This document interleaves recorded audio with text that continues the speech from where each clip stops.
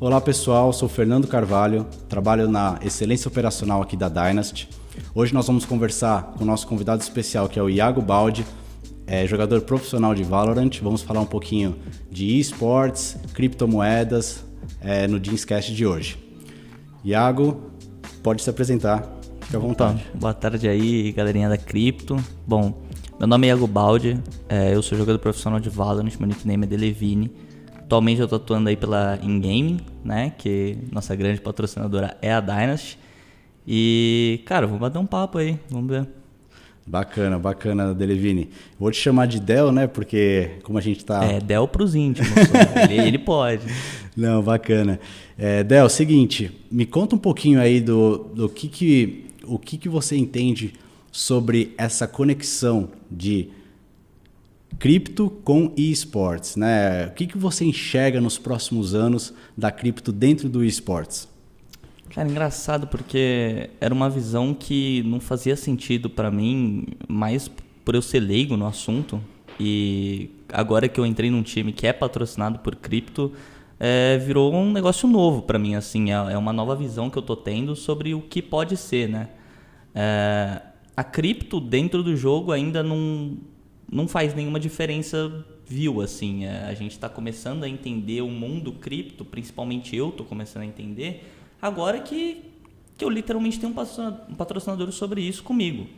Então eu tô começando a ficar mais interessado, estou estudando um pouco mais e estou começando a vislumbrar um pouco do que pode ser no futuro, graças a essa imersão que a gente está tendo junto, assim. Então, cara, eu não quero ser ultra otimista, mas me parece que vai ser uma vida bem sucedida entre ambos os setores, né? Com certeza, né? A gente fala que, costuma dizer muito que são duas potências que estão surgindo muito rápido, né?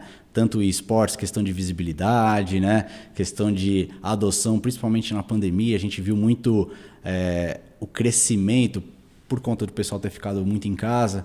Então a adoção dos jogos foi crescendo na mesma velocidade que as criptomoedas também cresceram.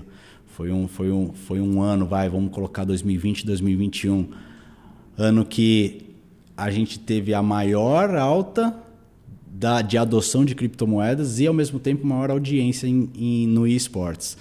Bacana. O que eu acho bacana a gente começar a falar um pouquinho sobre o jogo Valorant, né? Você consegue explicar um pouco no detalhe o que seria esse jogo Valorant no qual você é jogador profissional, a sua função? Dá um pouco para a gente ter uma noção do que é esse jogo. Claro.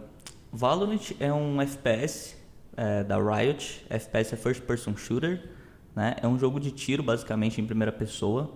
É um jogo de equipe, 5 contra 5. Com objetivos de plantar e defusar spike, né? Defender e atacar. É um jogo lançado há pouco tempo, a gente está completando um ano de vida no jogo agora, basicamente.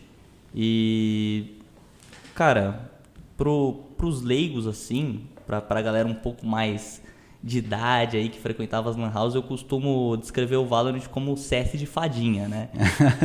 que eu acho que a galera entende melhor. Mas basicamente é isso, cara. É um jogo de equipe de tiro, 5 contra 5, com o objetivo de plantar e defusar spike, né? A gente não pode falar C4, não pode falar do concorrente. Então é spike. Parece que tem algumas regras, porque o concorrente ele usa outro nome, né? Sim. Não, legal. Como é que você enxerga o crescimento especificamente do Valorant? Porque é um jogo novo, né? Ele começou, não sei, abril do ano passado. Como é que está sendo a evolução? A questão de audiência, questão de adoção de jogos, de times crescendo. Como é que você enxerga o crescimento dentro desse cenário? Então, é bizarro, né? Porque por ser um jogo novo, normalmente tem um período de tempo que as coisas demoram para engatar, para crescer, para fazer uma certa fama, uma popularidade. E como o Valorant vem da Riot, que já é a dona do League of Legends, que, cara, basicamente um dos jogos mais estourados de audiência, e principalmente no Brasil, a gente teve uma surpresa com os números assim de campeonatos, de audiência no geral.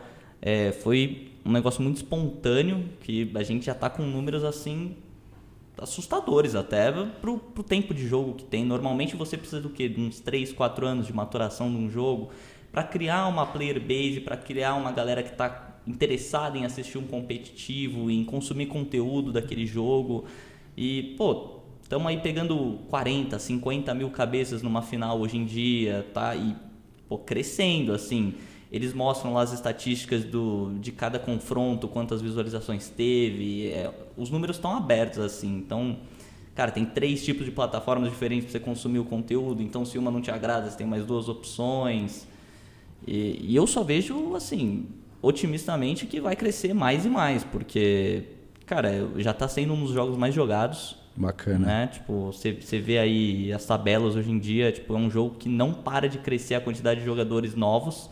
Porque é um jogo gratuito também, então isso deixa muito fácil para a pessoa querer ir lá e, pô, vou ver qual que é do jogo, né? Vou baixar, ver qual que é, não custa nada, literalmente não custa nada. Então ele vai lá, baixa, aí ele começa a jogar, faz um amigo, faz um time, alguma coisa, começa a ficar interessado. E isso é muito bom, né? No geral, tanto para a empresa, quanto para os jogadores, para a organização, para o patrocinador. Então, cara, só tá bom e espero que melhore mais ainda. Não, bacana. A média de idade, né? A gente vê que eu sinto muita preocupação dos pais em ver os filhos trancados no quarto, jogando e tal. Qual que é a média de idade? São mesmo as pessoas mais novas que entram? Tem gente mais velha que joga? Como que é a distribuição? Olha, eu acho que é natural que a galera que começa a jogar seja um pouco mais jovem, porque querendo ou não tem mais tempo livre, ainda mais numa pandemia que você tá num EAD da escola, você tá cheio de vontade de fazer nada na sua casa e aí é natural que você comece a jogar o jogo e, pô, é que nem tudo na vida, quanto mais você faz, melhor você fica. Então, tipo, a molecadinha que vai jogando, começa a ficar boa e, pô, descobre que do nada, caramba, eu sou um dos melhores, eu posso jogar competitivamente, eu posso ganhar um dinheiro com isso, posso fazer uma carreira. Exato. Então, tipo, realmente, é natural que seja uma galera um pouco mais nova, exatamente pelo que eu falei, a galera tem mais tempo para dedicar naquilo.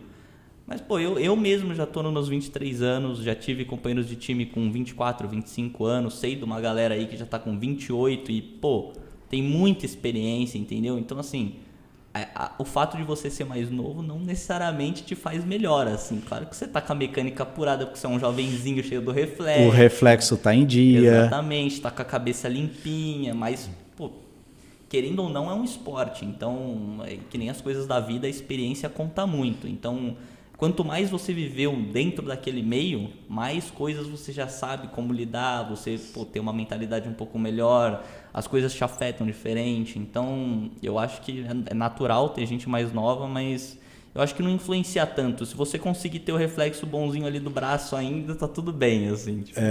Não, legal. É bem isso. Eu joguei por muitos anos aí, o Counter-Strike, a época que eu joguei, acho que foi 2002, 2003, faz bastante tempo. Mas eu tinha meus 15, 16 anos, lembro muito bem como é que era, disputava campeonato, mas eu ganhava... Os melhores campeonatos que a gente ganhava eram um mouse, um teclado, então a gente pensava, poxa, meu pai falava, cara, sai disso aí que isso aí não dá em nada. E mal ele sabia que estava ganhando muito. Mal ele sabia. Exatamente. E aí eu queria entender um pouquinho de hoje, o cenário de hoje. Os pais podem ficar um pouco mais despreocupados com questão de carreira para os filhos ou ainda assim é muito pouco, não dá para ganhar dinheiro com isso? Qual que é a sua percepção? Cara, eu acho que despreocupado nunca dá. É que nem um jogador de futebol, assim. Você meio que tem que ser um cara muito bom no que você faz para você conseguir fazer uma vida daquilo. Então não é um emprego concreto, não é algo certo. Você precisa de dedicação, sorte e, cara, se manter. Consistência é tudo nesse meio, assim. Então, tipo, eu mesmo, quando eu era... Antes de vir pro Valorant, eu era jogador de Overwatch profissional. E era um cenário muito pior do que a gente tem no Valorant. Então, tipo, era muito menos organizações querendo investir, o jogo não tinha um suporte tão grande no Brasil, era uma situação um pouco mais complicada, eu ainda estava na minha época de estudos, e aí, cara, lógico, seu pai vai pesar, não tem como, ele está preocupado com o seu futuro, Claro. Não faz sentido ele te deixar ficar lá em paz, tipo, nada acontece, mas vai, tenta aí, é seu sonho, né? Não sei. Pô, tipo, você tem que entender um pouco. Quando você vai crescendo, você vai entendendo um pouco melhor o lado dos pais, mas assim, existe um mundo hoje em dia em que, tipo, tá seguro, assim, tá começando a ficar mais seguro, tá começando a ter mais oportunidade e eu acho que só tem a deslanchar, cara. Tipo, hoje em dia você já tem salário, você já tem organizações, dinheiro de campeonato, você pode crescer muito a sua imagem, então você pode viver de streaming, você pode ser o novo influenciador aí porque você conquistou bons números. Eu acho que abre vários ramos assim do que pode acontecer na sua vida com esse esporte. Bacana, bacana. Você comentou bastante de patrocínios, né?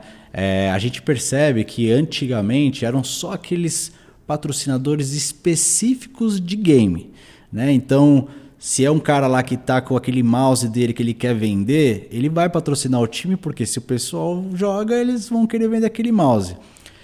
O que eu venho percebendo é que empresas que não tem nada a ver com games estão patrocinando porque é aonde o público está olhando. Para onde que as pessoas estão olhando? É lá que eu quero estar, né? Então eu acho que a percepção da empresa já mudou um pouco com relação a esportes, né?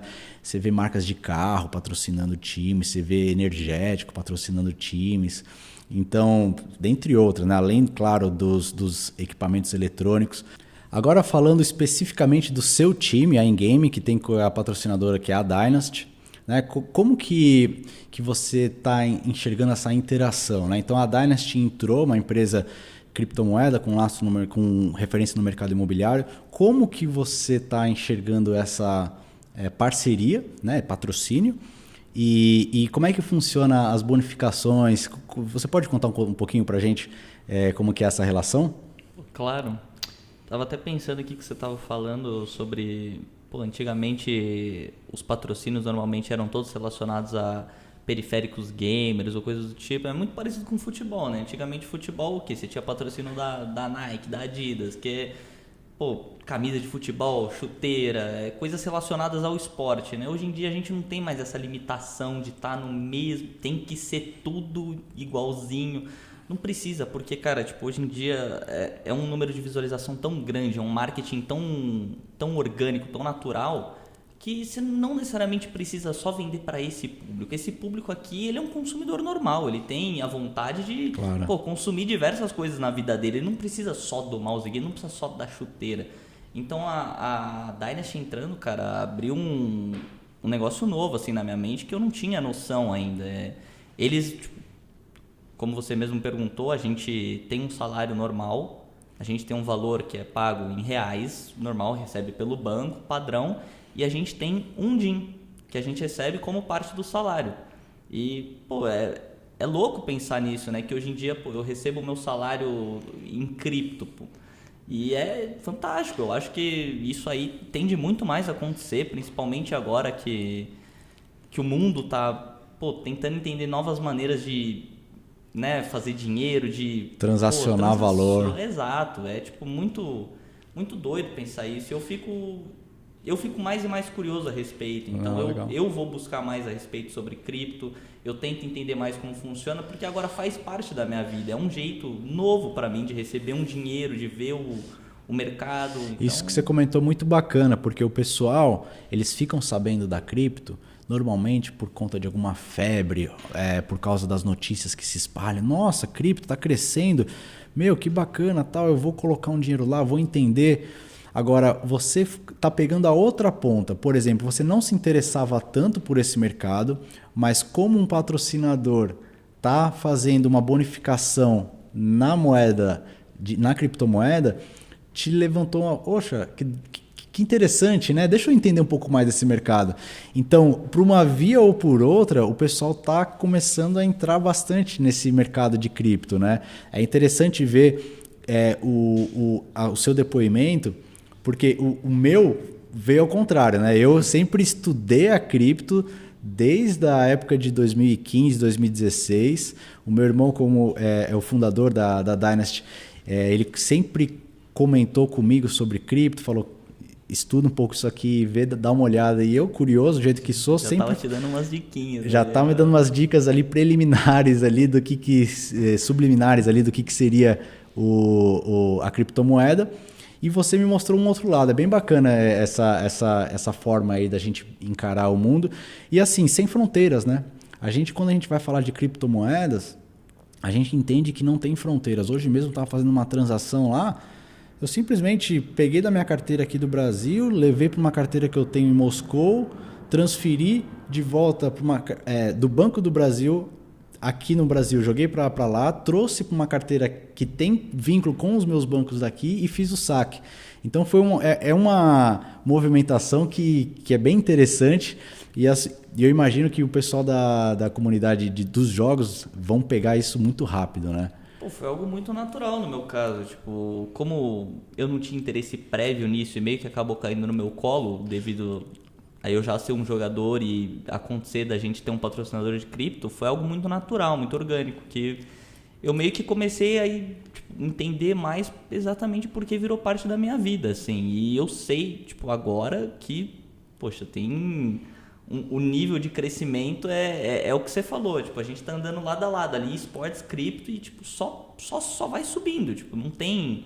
Muito difícil, eu acho, de algo acontecer que desça o nível do crescimento exponencial que você está tendo. E, cara, é muito doido pensar que isso pode ser algo mais recorrente, de tipo, pô, tem uma skin no jogo que eu quero comprar e eu vou poder pagar ela com o meu cripto. Tem um negócio lá em outro país que eu não vou precisar ficar pagando taxa de cartão, não vou precisar lidar com banco. É tipo, eu, minha carteirinha de cripto ali, cara, vamos lidar, vamos fazer os trades, vamos pensar, o que tá aí. Pô, eu tô, tipo, tá abrindo a minha mente, assim, esse negócio. Uma coisa que você comentou muito bacana mesmo, né? Na movimentação, porque esse mercado, ele não gira só em torno de campeonatos e tudo mais. Existe um mercado interno que são as compras de skin, né? Total. Que tanto nesse jogo ou em qualquer outro jogo, para você fazer um upgrade de algum agente, alguma coisa do tipo, você movimentar, né? Então, talvez a criptomoeda, eu não sei se isso já existe em alguns jogos, mas pode ser uma forma de você transacionar dentro do eSports uma movimentação mais rápida, né? E sem fronteiras, como eu já comentei. Não tenho certeza se já existe isso em algum jogo, mas para quem não entende, dentro da maioria dos jogos hoje em dia tem cosméticos que você compra para mudar o seu visual. Normalmente eles não te dão nenhuma habilidade a mais ou nenhum poder. É algo que nem você comprar uma roupa na vida real. Então, tipo, pô, tô querendo ficar mais bonito, tô querendo ficar rosinha, tô querendo ficar não sei o quê, tipo, arminha mais bonitinha, colorida. E aí normalmente você faz as transações dentro de jogo para comprar esses cosméticos. Hoje em dia os métodos são os padrões, cartão de crédito, Pix, boleto. Então, cara, eu acho que não em um futuro tão distante, cripto pode ser um novo método de pagamento normal pro um cosmético de um jogo, entendeu? Exato. E você está comentando aqui de como a cripto pode entrar dentro do eSports. A gente viu que a FTX, né, uma das maiores exchanges aí do mundo, ela entrou no maior time de esportes do mundo, que é a TSM. Né? Então a partir daí, a gente sabe que desencadeou algumas outras empresas entrando também no esportes, empresas de cripto entrando no esportes. Então, eu vejo, você falou num futuro próximo, eu até arrisco a dizer que ainda esse ano a maioria dos times já vão começar a abrir portas para empresas de cripto. Né? Porque assim, você imagina, parece que estava com um portão fechado ali, com os gates fechados, de repente, por conta da FTX, os gates abriram e está vindo um novo mercado louco para estar dentro do eSports, porque eu não vejo combinação melhor do que essa eSports e criptomoedas para o futuro. E que bom que alguém teve esse primeiro passo, né, para desbravar essa... É meio que um tabu ainda, né, para algumas empresas, né, tipo, ter esse lance com cripto. Era até uma regra da Riot, se eu não me engano, que você não podia ter patrocínios de criptomoeda, né, assim como você não pode ter de apostas e etc. Era um tabu, assim, para eles. E eu acho que agora que a TSM, que é considerada a maior organização do mundo, aí, pelo menos financeiramente falando, é a que mais vale, você tem uma FTX entrando aí comprando naming rights e pagando uma nota gigantesca, a empresa ali, tem a organização dentro dos seus esportes, ela não vai ficar moscando e, pô... Exato. Não vai deixar pra sempre passar esse tipo de oportunidade, eu acho, né, cara? Com certeza, com certeza. Muito bacana, então, esse nosso bate-papo sobre eSports, sobre criptomoedas. Queria agradecer muito a sua presença, Iago. Cara, eu que agradeço, foi um prazer enorme estar aqui no Jeanscast. Acho que vai ser um aprendizado tanto para as pessoas do seu meio quanto do meu. E, pô, só agradecer aí, espero que a gente possa bater mais papo sobre isso. Eu acho que é um ensinamento muito bacana para todo mundo. E, pô, é isso. Valeu. Valeu.